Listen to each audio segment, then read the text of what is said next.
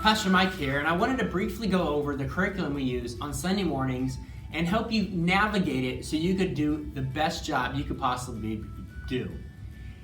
Now, the curriculum we use is called 252 Kids, based off the verse found in Luke chapter 2, verse 52, how Jesus grew up in wisdom, stature, and favor with God and man.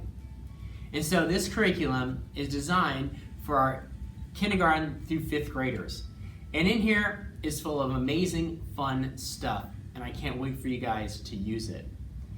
But you're going to have to understand how it works. So this is what it looks like. This is the front, and this is kind of what the back and everything else looks like. Here on the side, it tells you what the curriculum is. Over here, it tells you what week we're in. And then, of course, over here, it tells you the grade levels. The grade levels are divided by this. K1 has its own separate, 2nd, 3rd, and then, of course, 4th and 5th. Now, 252 Kids, the curriculum, each revolves around a theme for the month, because we go by months. So the theme was going to be on the very front of the page, and that's just a fun theme to help tie in the lessons with.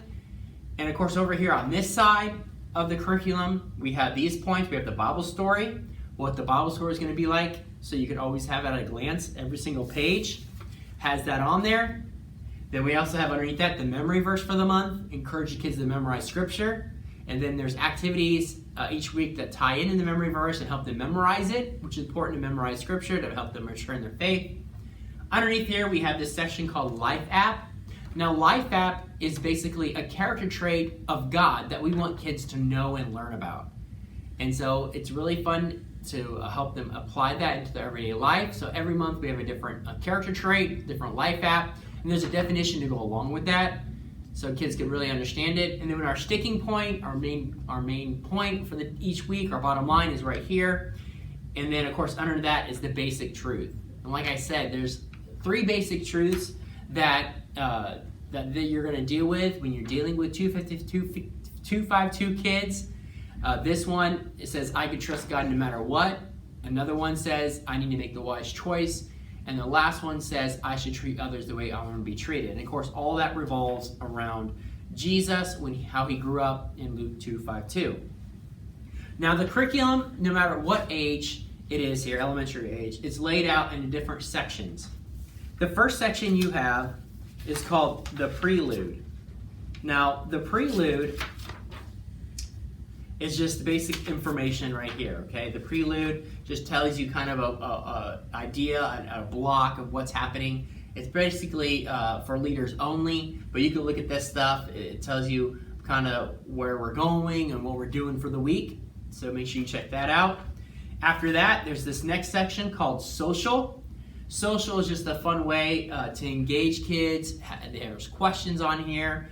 There's a really fun activity, and that activity just helps the kids understand about what we're talking about for the day, helps them thinking about what are they going to experience today, what the story is, just an introduction pretty much before large group time. So this page for the social, early arrival ideas, those are for kids who are starting to come in the classroom before all of them are there. So I usually like to suggest to do this maybe the first 5-10 minutes of the class.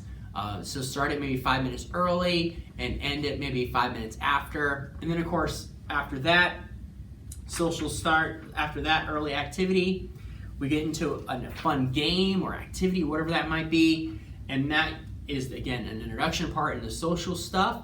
And so you should do that. It should be no more than 5-minute game or activity to do with the kids. Again, getting them to think of what's going on.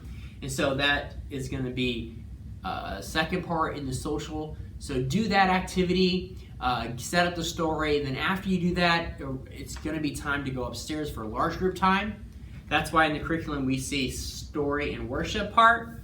But when you get this curriculum, you're just going to skip over those 2 sections because that's what me and John do upstairs. And the purpose of large group, you guys, is to set up the story, set up success for you. Yes, we sing songs, we might play a game, but when we do this, tell the Bible story, but we just tell it. You guys apply it.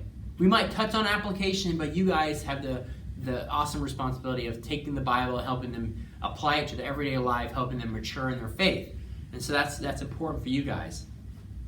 And so when we get to this section, it's called groups. So under groups, it's like, it says 25 up here minutes, but truthfully, you guys know how it is on Sundays. You're probably gonna get 10 to 25 minutes in your group time for application.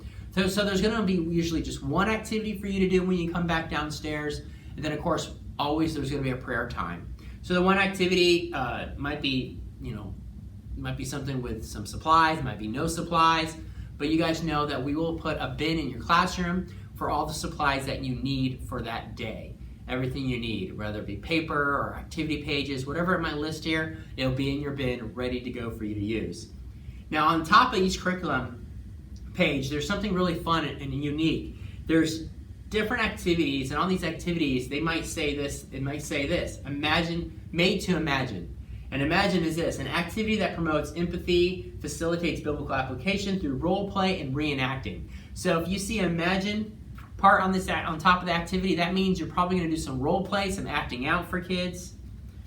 Another one you might see one that says play, which is in orange. That means you're going to encourage kids to do this activity by playing, by being physically active, being moving. This one says explore. So if you see this on top of the page, explore, that means you're going to do some hands-on discovery. This might be scripture memory, it might be something else. And of course, reflection is a time for you to take the Bible and really apply it into their lives, and of course, help them understand and go a little deeper into what they're learning for the day. And so those are some fun bullet points that they have for the curriculum to help you really understand of why you're doing the activity, why you're doing it. Because the big question is, why are we doing what we're doing? And so that really helps you understand that. And so besides that one activity you're going to do in your group time, like I said, you're going to do a prayer time. So prayer and dismissal time. So that's usually the last page on there, prayer and dismissal. So you're just going to take prayer requests. Maybe they're doing the small prayer activity that they have listed here. But if you have any prayer requests, please make sure you write them down and email them to us, children@stfchurch.com, so we can pray for those as a team and maybe follow up or talk to families that need to be talked to so we can encourage them. And so that's pretty much what the curriculum looks like.